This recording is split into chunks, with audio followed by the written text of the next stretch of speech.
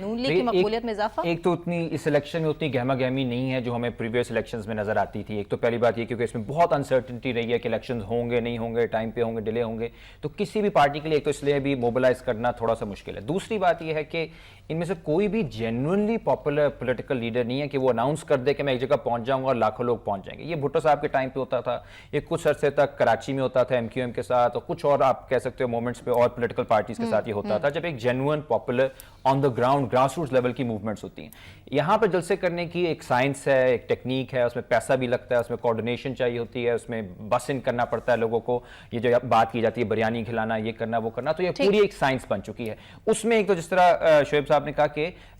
وہ ان کی کوتاہی رہی پاکستان تحریک انصاف کی, لیکن اس سے بھی زیادہ امپورٹنٹ بات یہ کہ یہاں پہ جو اس وقت عام ایک ووٹر ہے, ہم نے کچھ پچھلے دنوں کچھ کام کیا گرین ٹاؤن میں اور چنگی مرسدو میں پانی کے ایشو کے اوپر,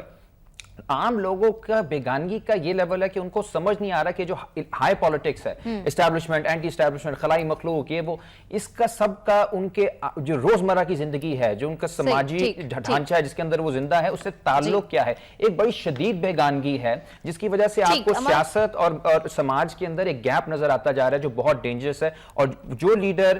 اس وقت پرائم منسٹر بننے کے لیے کر رہے ہیں وہ بات نہیں کر پا رہے جو روزمرہ کی زندگی سے